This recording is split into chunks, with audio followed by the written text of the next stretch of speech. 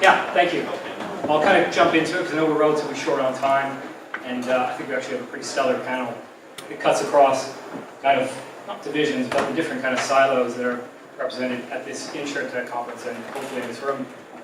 So if you can kind of see it, we have a relatively broad topic of why cyber underwriters need Insurtech's help. Now I think we might actually try to rephrase that and say how cyber insurers and brokers can help Insurtech and how Insurtech can help brokers. Just kind of make it more collaborative rather than pejoratively telling the insurance market how they need to grow up. But before we do that, I want to introduce everyone. Stuart Quick, thank you. On the top of my list, you're assignments. So Stuart Quick's breach response and cyber operations manager at Novi Syndicate. So he's focusing on making sure the key strategic plans of Novi are executed. Before that, he was a management consultant at IBM's UK&I consultancy practice. And before that, well, in addition to that, he is an MSc of Information Security from Royal Holloway, as well as InfoSec qualifications of CISSP and CISM. To his left is Martin Matthew-Dow, who is KPMG's cyber strategy lead and focuses on cybersecurity analysis for a wide range of industries that leads that practice. And for a short time, and actually rather relevant for cybersecurity, was a CISO at a oil and gas production, exploration and production of oil and gas. To his immediate left is Stephen Wares, now probably the only underwriter on a panel for this conference, but I think has enough experience that can actually be relevant for Insurtech. He has 27 years experience in the London market, which should be a badge of honor, not seen as someone who can't change with the times. And actually, through his time at his 27 years at Hiscox and Marsh, he's focused on how technology can actually fail and how companies have to deal with that. So he has real-world experience solving problems for the end user, which is what Insurtech is supposed to do. We get kind of focused on trying to just provide an innovative solution without keeping the original insurer, the policyholder, in mind. And finally, without further ado, we have Paul Guthrie, who is, I'll get this right, CTO and founding executive of Envelop Risk Analytics, as well as managing director of QBranch, which uses quantum computing for investment analysis, analysis and trying to get machine learning into both Insurtech and QBranch on the other side. Additionally, and I think this is a bit of a badge of honor, his work has been cited publicly in international media, U.S. congressional offices, as well as former President Barack Obama. So, well done to that. And somehow in his spare time in 2016 was the coach of the Samoan rowing team. So, we have a very diverse panel. Now, without further ado, we'll kind of jump right into it. It's a huge, broad topic, so I think we kind of need to define the topic, identify where Insurtech can provide solutions, and how they can actually sell these solutions to the Stevens of the world. So, Stephen, as the cyber underwriter on the panel, can you define cyber? Bear in mind we have 40 minutes. Cyber insurance and Insurtech. Yeah. Pass that along.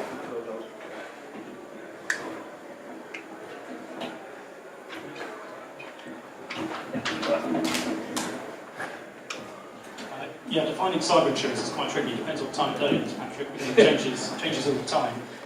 Cyber insurance first came along in the 1990s, believe it or not. And back then, it was really a website insurance. We thought no one's going to insure tables and chairs and buildings, they'll insure websites. So everything's going online. It was dot-com boom time, don't forget. So we were aiming the insurance at the dot-coms. And that's what, that was the overriding priority for the insurance. It was the insurance of the data, it was the insurance of the content of the website, so liability for media, for defamation and intellectual property rights, stuff you're putting online. So that's what it was in the 90s, and then it morphed into something else. So it morphed into a personal data breach product when we started getting data breach law, notification law in the States, where you have to notify the data subject. It morphed from that website insurance into, well, actually the real issue is loss of personal data. So we're going to change the product into something a little more specific that deals with that. So that's what it was for a good few years, maybe a decade. And now it is just morphing again into more and more areas. So cyber insurance is more of an enterprise product now. It's moved out of that specific data breach area and into things like business interruption, theft of funds, damage to data, even damage to property, bodily injury covers. And so cyber insurance, what is cyber insurance, is constantly changing. The product is constantly changing, and it's becoming more of a sort of wraparound enterprise. Anything that could happen that is somehow connected to computers within your enterprise, any loss that flows from that could potentially be part of a cyber insurance product. And thank you for that. I think that makes sense, as obviously the way we work has changed. We no longer really need a physical office, but if we can't access our emails, we can't work. We've kind of moved into a remote network, so it's encouraging to see that cyber insurance is trying to recognize that, the cloud-based works, servers, and how we work as an industry. But from a cybersecurity perspective, I want to kind of push it over to you, Matthew. How do you see, well, obviously you have a wide diverse industry classes that you speak to on cybersecurity, but where do you see an immaturity in the way that those firms look at, and potentially an immaturity in the risk analysis that you have to do and that Stephen has to do to try to provide insurance solutions for those companies? Yeah, sure. So I think when I spend a lot of time working with clients to just better understand their existing sort of cyber risk profile. And for me, this is one of the sort of the biggest challenges facing our industry, is how can you assess and quantify your cyber risk in a credible manner. And there's a position now where we know organisations can't protect themselves against all sorts of cyber attacks, and it's all around prioritisation of where they put their efforts. So we hear of organisations taking more of a threat-led approach, understanding that they're critical assets, and trying to be articulate and put the right control environment in place around that.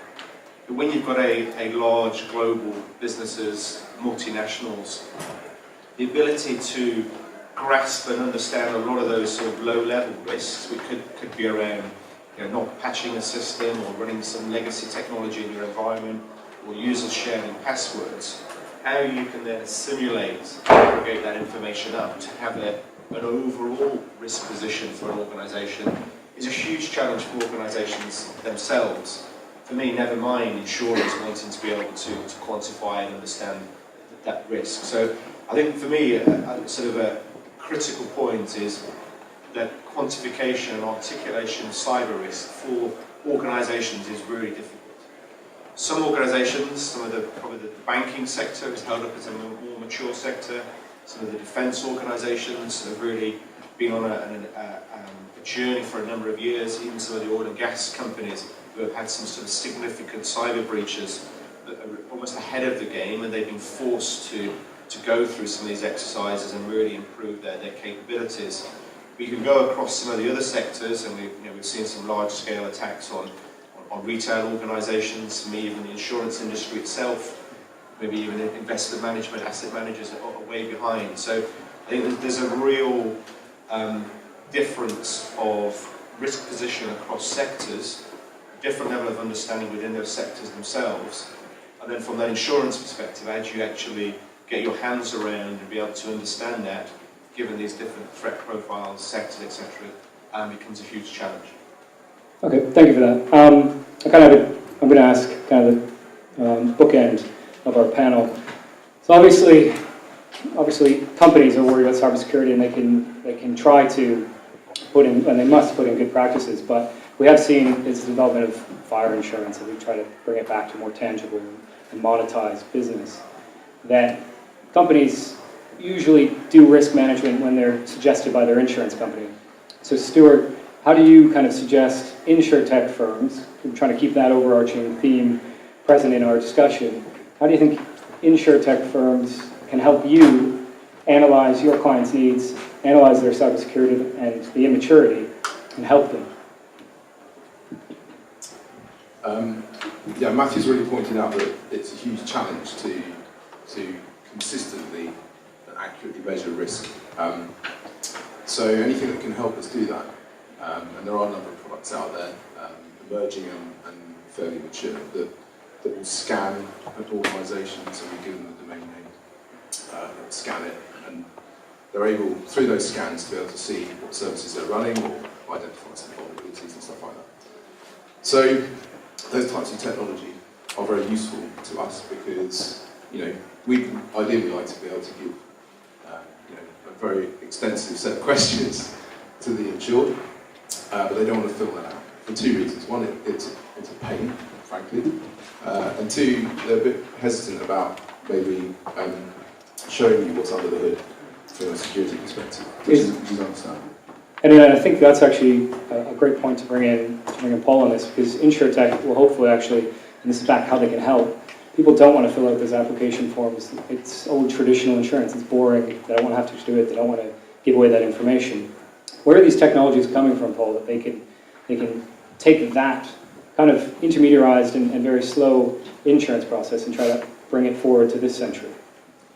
Yeah, sure. So it's often one of the benefits of things like Insurtech, which doesn't really mean insurance in the technology, doesn't really mean technology in the insurance industry. It kind of has this association of you have these venture-backed types of companies coming into insurance. That's kind of what we're talking about when we use that term. We don't mean technology that's being born within the insurance industry. And so that notion of technology coming from somewhere else is actually pretty fascinating in terms of how it actually happens and what the mechanics of it are. I'm always astounded by the types of different silos that you can have in different industries. You can have technologies and management procedures around them and cultures around them that can persist in isolation in particular industries for decades without kind of moving over into other areas. So my background from before I was active in finance was in aerospace and defense. And some of the technologies that we use there in machine learning and in software development have a 20, 30-year heritage in terms of types of schools that people come out of, how they learn to do technology, how they learn to build software, what type of standards they build software to, how the teams are managed. And when you move that into a finance environment, which has different incentives within the business, which has different schools that it's recruiting out of, which has different types of business outcomes that they're driving towards, the transition can be very, very different.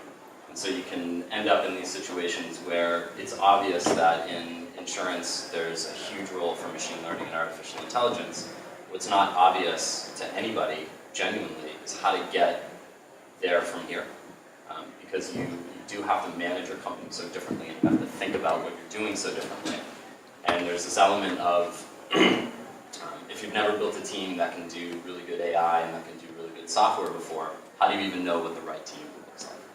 So what we're doing at Envelop is that we're taking a lot of these processes and technologies that we've been using for years, mostly in kind of the aerospace and defense world, and we're taking a much different approach to quantifying risk, quantifying cyber risk, and we're blessed with some potential naivetes about how we can go into this and how we can approach data. And I think we're also blessed with not having some biases about what those limitations are and why those limitations matter. Okay, thank you for that. I think that's quite interesting. I think before I open up to the kind of broader audience to ask kind of questions of this relatively diverse panel, as two gentlemen that have to procure Insurtech solutions for a cyber-focused class of business, to Paul's point, cyber is relatively new. Is that the kind of foothold that Insurtech can use to revolutionize the entire insurance industry, using cyber people that want to innovate, and using cyber and Insurtech to actually change the entire industry? But before we get to that grand target, how do you look at Insurtech firms, and how do you assess them as a cyber insurance company? So just first of all, it's worth saying that what the current basis of application for cyber insurance is, and you're absolutely right, is the old proposal forms. So clients are still filling in paper application forms. Clients are still presenting us with PowerPoint presentations, doing conference calls with chief information security officers. And so that's the basis on which clients are proposing to us right now. We're getting some tools coming into the market, it's already been mentioned, but they're looking outside in. So they are scraping the web for data, they're looking at the perimeter of the organisation and seeing what they can assess from that. But that doesn't make us partners in risk. That's information we're collecting without the client's consent, without their knowledge, to supplement the information that they're giving us. So that doesn't really make us a partner in their risk. If you mentioned, doing these risk assessments for clients, I used to do those risk assessments too. And what we've got to remember with cyber insurance is we're not just selling to an insurance manager, as you are with many other types of insurance, traditional insurance like property. You sell that to an insurance manager. On cyber insurance, this is a new product. The enterprise has never bought it before, quite most likely. And so they're going to bring in probably half of their board, and Chief Information Security Officer, and there's going to be a lot of technology people around the table as well. So unless you're partnering with them in the risk, unless they understand what you're selling them, and you're offering them something too, it's quite a hard sell. And the place we really need to get to is understanding what's going on in the client's network and getting inside the client's network and not just sitting outside trying to scrape data from the outside. And we are looking at that with a couple of opportunities.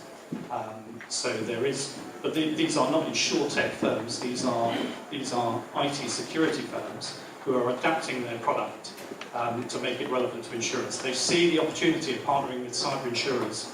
They know everybody's going to be insured for cyber insurance soon. They know that we're going to dictate some of that spend. And so they are looking to partner with us on this. But some of them are just coming to the market saying, look, we've had this vendor management solution that tells you all about the vendors you're using. Possibly you could use that for insurance.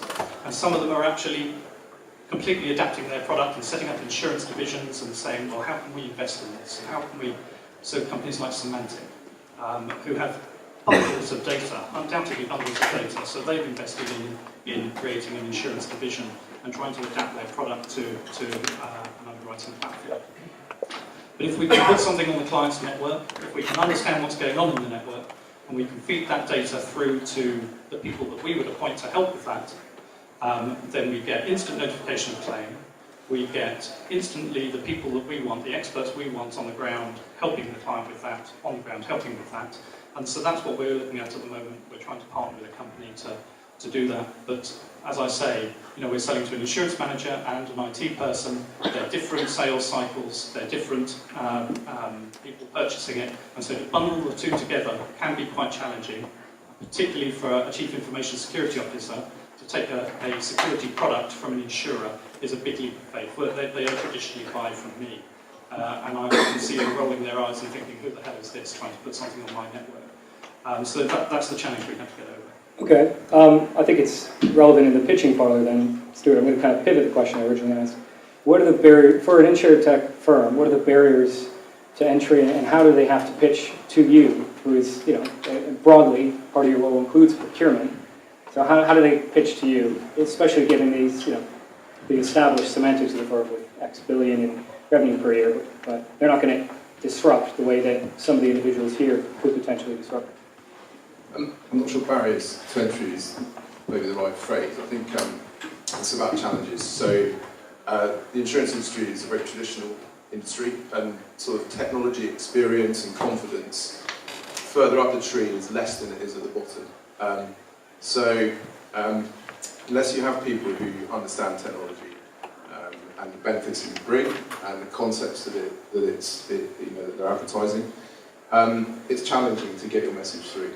So most of the companies now, though, are obviously, I'm an example of Novi looking to the wider market to bring in people from the outside to sit inside their organisations and assist in a lot of areas.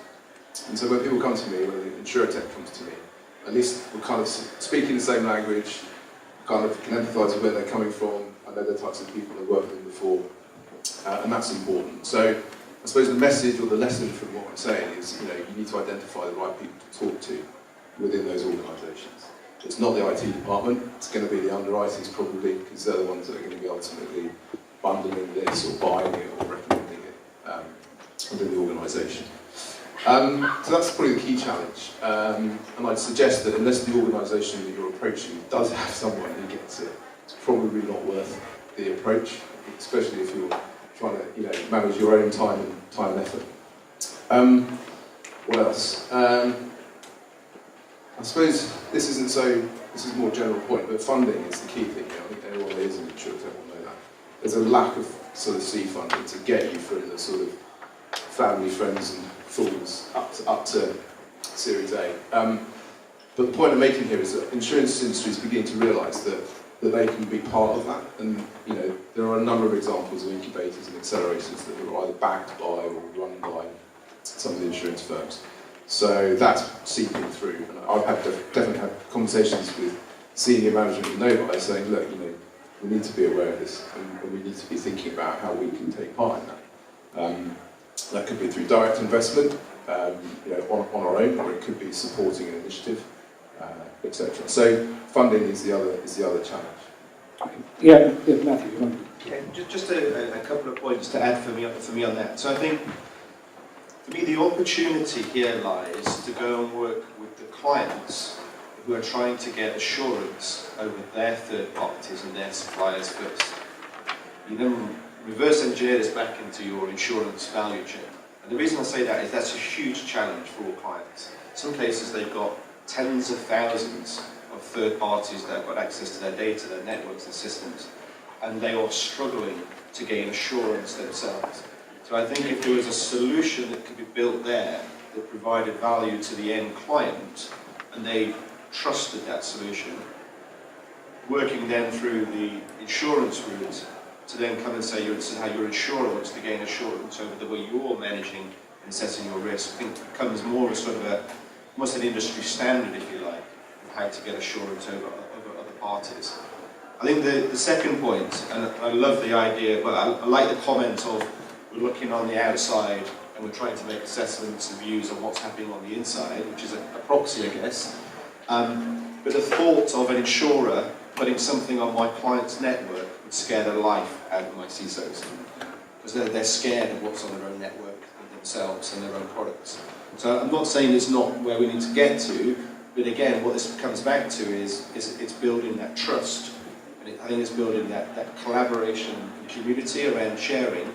But for me, a key step is around educating a CISO around how to understand and buy cyber insurance.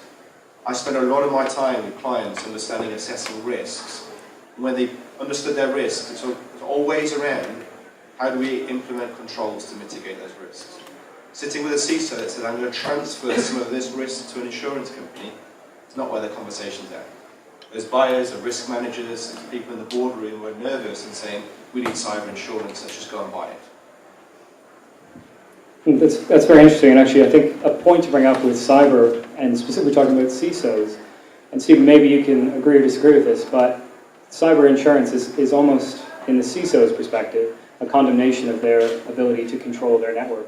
And so there's almost a us versus them. You're coming in questioning their ability, and the company's buying it. So is that a barrier to you even understanding the risk? And to that point, is external views, and maybe Paul, you can jump in on where tech could potentially find the external views that difficult and exponentially growing supply chain, how you can, first of all, deal with the CISO not liking you even being in the room, and then solutions that Insurtech can provide so that you don't have to confront it in that way.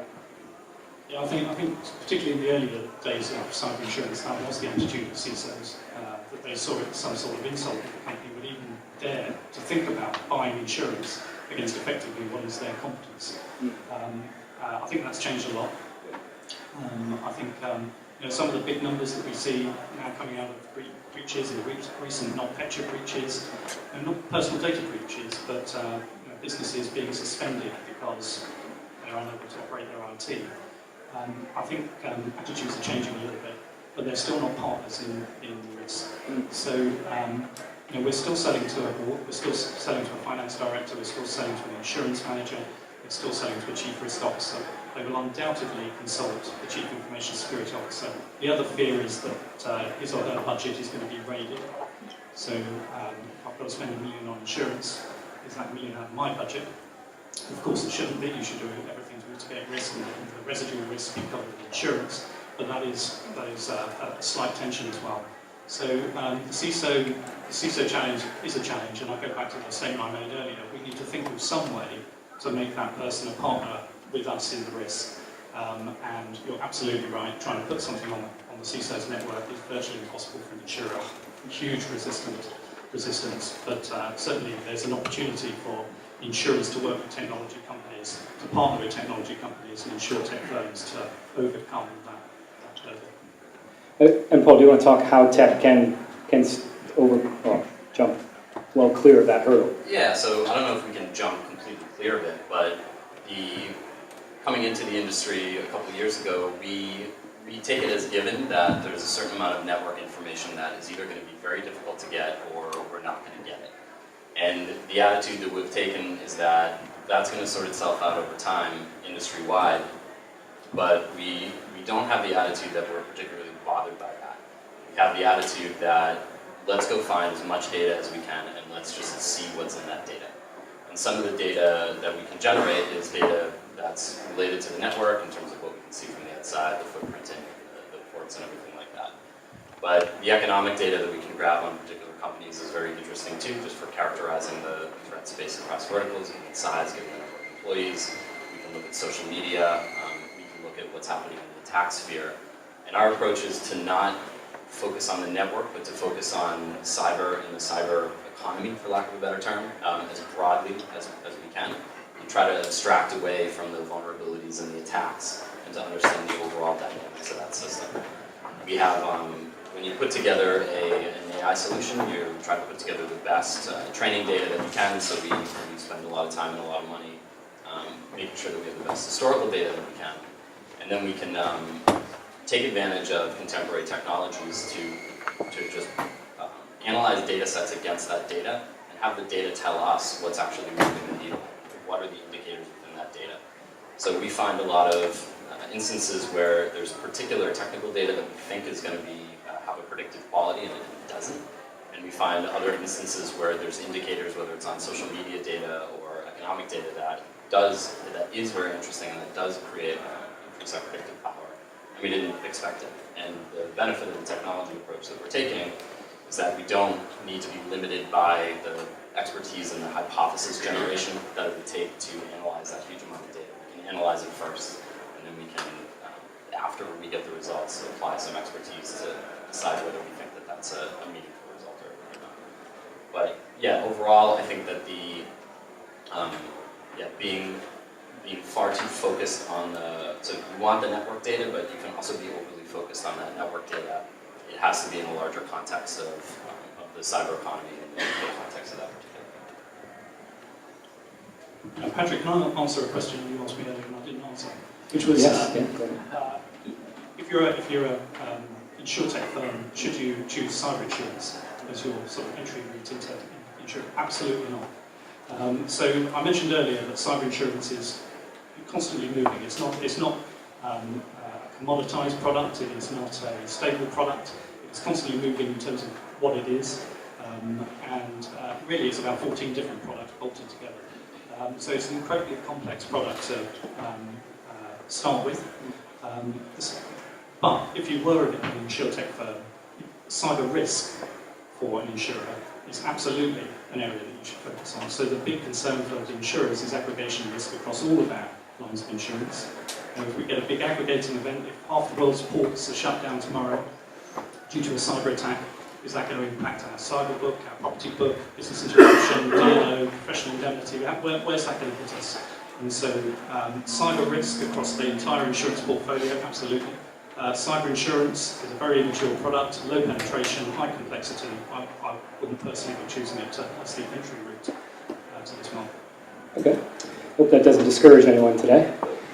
And that's a very important point, and actually Stephen very quickly mentioned NotPetya, and just for anybody in the room that isn't familiar, NotPetya was a ransomware attack that was a pseudo-ransomware attack, and that it actually affected hardware as well, which is quite interesting because to this aggregation point that Stephen's discussing, we see everyone thought cyber insurance is data breach, I don't hold any records, who cares? I'm a flower shop and a manufacturer.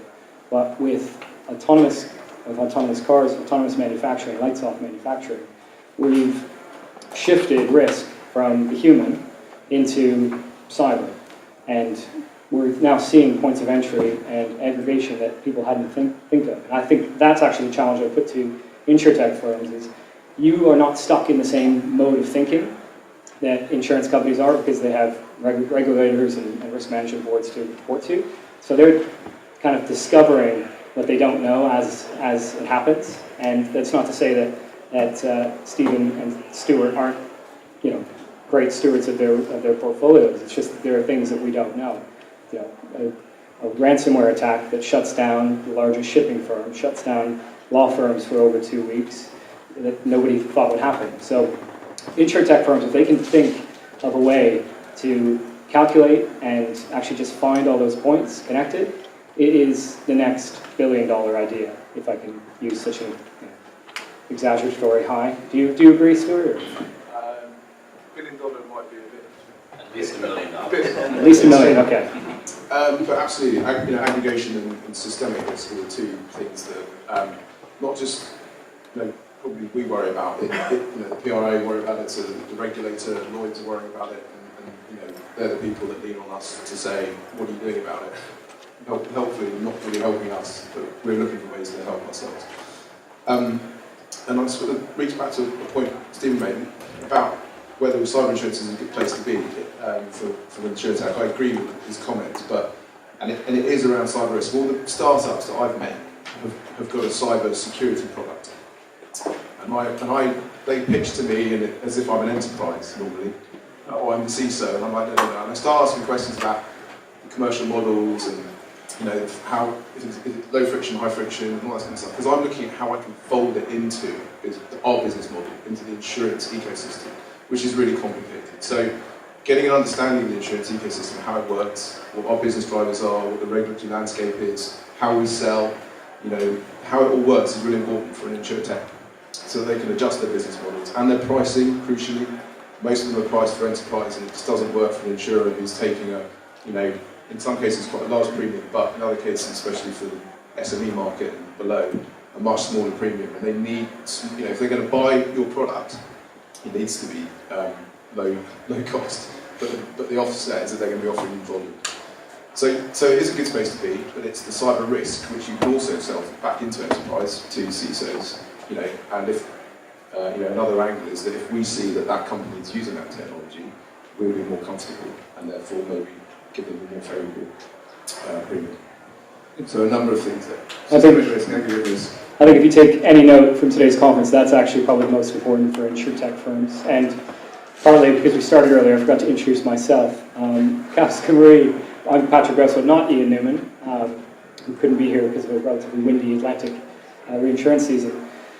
Capsicum Re, along with everyone on this panel, gets Insurtech's firms, tweaking them. Now, obviously, Capsicum Re focuses on cyber reinsurance and cyber insurance risk. But we get some really good products that have pivoted from other industries, trying to sell to insurance people. And I mean, there's a joke that insurance is male, pale, and stale, but that's who you're selling to. The senior stakeholders who actually get to write the check, you need to speak the same language. It doesn't mean there's an ageist paradigm within insurance. There might be, but we can talk about that in the cafe. But if you aren't pitching to your audience correctly, then they'll laugh you out of the room. You need to be able to say, okay, this is our product. And I've seen some very successful firms pivot out of Silicon Valley with an interesting product and then be able to pitch to insurance just because they knew the sale was right. And the product might be there, and I'm not going to say it because it might be controversial, but they said, this is our product, okay, got past the first gatekeeper. They said the right language, they used the right terms, they used risk in the way that insurance companies look at risk, not the way that enterprise look at risk. And that's an important distinction if we go down this panel. Everyone's kind of looking at this paradigm in a different way, in a different lens. And it's imperative to know your audience and pitch to them at the right level. I just want to add to that, because that's a really good point, that the male, pale, and stale, which I've never heard before, which is amazing. It sounds like it's been around forever. But when you are selling a particular technology solution, there's a certain extent to which you know that you have specialized knowledge and that the person that you're speaking with doesn't, and that you're a provider of that knowledge. There's also then a meta layer on top of that that you probably ignore that's really, really important, that they also don't understand. And so you have to really understand the whole context of where you're coming from, what you're doing, why you're doing it, how it relates to the other potential technical solutions. And there's a tendency in selling to a new industry to kind of say, like, here's a capability, how would you guys integrate this? Can you figure it out? And that second question, how would you integrate this? They never, ever know, ever. So you need to not just, it's not about bridging a cultural divide where you wear the right suit or you use the right language, we use S's instead of Z's. It's about really understanding their business needs very specifically and speaking to those specific business needs. So it can feel cultural, but it's really not. It's a lot more technical, and it's on you as the entrepreneur to bridge that gap. Two of my ex-colleagues from an employer I was employed with in the 1990s are now at technology companies. So one at Semantic and one at another smaller company. And I think that's really interesting that two underwriters with 20 years experience in the market decided to leave the market, not leave the market, but leave the insurance and jump over to be chief underwriters within a technology company. And so that's a technology company taking our needs seriously, employing someone like me from my perspective, so they can learn what my needs are and design their product to relate to that. And that's quite a big change. That the IT companies that were looking to partner with us in the past, they were just IT security firms that say, hey, wouldn't it be great if we partner with you, we make things better and knock 10% off the premium. Well, there's thousands of them and they're knocking at that door all the time. So now we're getting maybe 5 or 6 firms that are knocking on our door that are worth thinking about because they genuinely have something tailored to the insurance industry and they're employing people who know what we need. So if I'm reading between the lines, if there's an Insurtech firm that wants to hire Stephen, he's open to it. I'm happy to have anybody ask questions to this panel. I think we'll have discussions about the reverse mentorship potential or something like that. But I think that's a great point. How once you switch industry, you potentially help the insurance industry later on by joining forces as part. But my question actually was more around, does the panel agree that humans are the weakest link? And if that's so, how much does the insurance product or that whole conversation include education and understanding of how organizations set out to prevent or mitigate a lot of that risk? Buying technologies, understanding a lot of that thing is one part of the piece, but a lot of times the people are the problem. So just for everybody who didn't hear that, I'll summarize in just saying are humans the weakest link, which is actually one of my points, skill shortages. So who would like to take on that? So it's a great point. We talked before about Insurtech helping us understand risk, and at the moment it's fairly technical. It's the technical aspects of the risk. How do we measure human risk within the organisations? And we all know that there's lots of reports written by people like KPMG and other advisory firms and all the security companies about the majority of risk come from... Plug in the sponsor, that's very good. But the point I'm trying to make is that as we get the technical bit right, we start to look at other areas, like sentiment was something that you alluded to before. So, or as people make their sources of data more available, so Glassdoor, for example, putting all that in and measuring sentiment with an organisation gives you an idea as to how happy the employees are. Now we're beginning to look at the human side of it, but through a technical sort of means. When we even talked about the calls that we set on listening to CISOs, something that I'm very keen on when I'm on those calls and listening out for is the security awareness aspects, but not so much that they do it, but how effective it is. And that's often a quite tricky question when you ask a CISO, so you've got a great security awareness program, sounds brilliant. How do you measure the effectiveness? And that often creates a pause on the line, and then there's and you can tell a lot from an organisation about that simple question. So we do track it, we need to. There are ways of looking at it from a technical perspective. I'll let someone talk about skills shortage.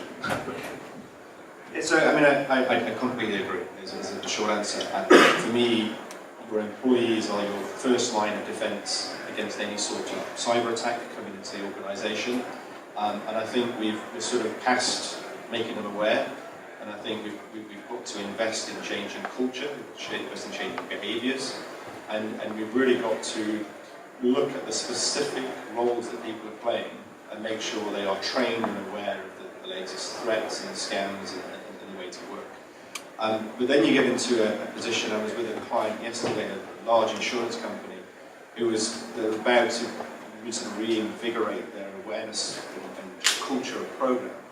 And then they get into these really difficult discussions around, do we positively reward behaviour and drive our people to want to, when they've clicked on that phishing email, can they feel safe to pick up the phone and say, I've done something I shouldn't have done, I'm going to tell you and actually don't punish me for that? Or do we run phishing exercises, and if someone falls foul of the phishing exercise 3 times in a row, do they get disciplined? Do you take action against them? So once you start bringing the stick down, they get a different set of behaviors. And for me, there's a lot of focus. I mean, one of the few measures that's available is we run a phishing campaign, and we want to see our stats come down, and we have clients aim for single-digit numbers.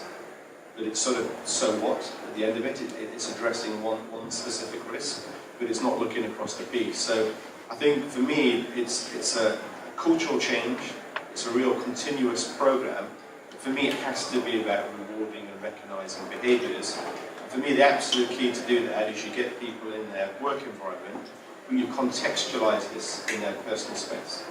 If you start to talk to someone about the way they protect their online bank account password, or the way they check their children's privacy settings on Facebook, you're starting to sort of win hearts and minds, and you can get some of that change in behaviour back in the workplace.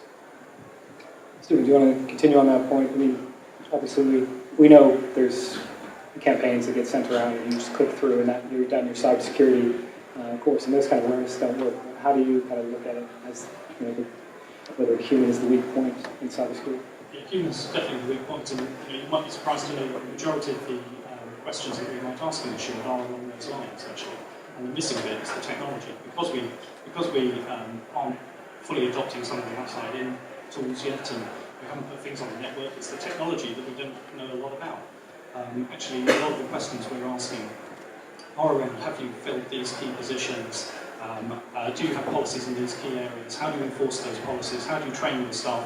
And we're really looking for a company that is culturally aware of cybersecurity and treats it as something that is incredibly important and not just an irritant. As the ex-chairman of mine said, it's who you insure, not what you insure, that's really important.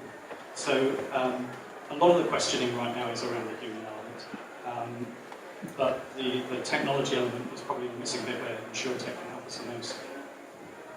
Paul, do you want to finish? Obviously, Envelop is looking at machine learning, so you're trying to get rid of us all. So. Well, I'll say the question, I'll try to kind of shape that question a little bit and say that yes, the humans are the weak link, but it's not necessarily helpful to look at it that way, because here's I was at a conference probably about a year ago, and there was a guy from the Israeli Defense Forces, and he was talking about his offensive campaigns over a period of 5 years, and their success rate for hacking organizations, be it governments or firms, was 100%.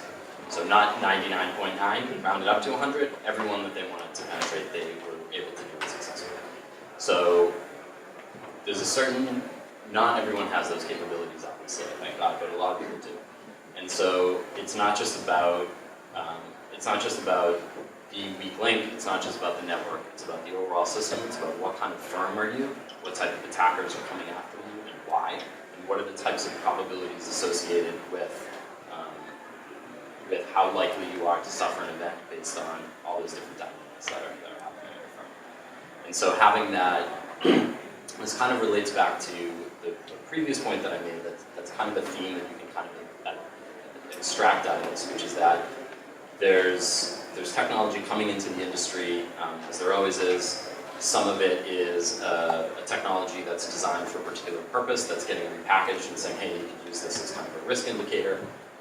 If you are very, very experienced at cyber, you could probably know which 3 products that you could patch together. You could figure out how to make those ratings work together, and you could translate that into a probable loss calculation or something like that. But it speaks to the need to not just take the technology that's coming into the industry, but to really define exactly what the problem is, define all the parameters of the problem, and then define what your comprehensive approach is to generating reliable data in each of those instances. And the lesson to take out of that, if you're an entrepreneur, is to think about the fact that you can't take for granted that your customer really understands the problem that you're trying to solve, and that defining that and understanding it is important both for designing your product as well as for communicating to your customer and what your actual value proposition is. And I think that's an important point, and just to kind of wrap up, because I know we're slightly over time. Obviously, as we said, there's no way to stop on 100% success rate. It just goes to show that although in insurance we sometimes think about never having a loss, it is there to have a loss. And so if we can just use technology, use understanding how the humans impact that, we can get a better understanding and write the business potentially more profitable for our that happens that we haven't thought about. Novi and Stuart and Stephen and MSM are there to protect them. So that's kind of just bringing back together. We are here as an insurance product, not just tech, try to sell to white-haired guys. I'd like to thank the panel and thank everyone for participating, and I know it was a hot room, so thank you guys.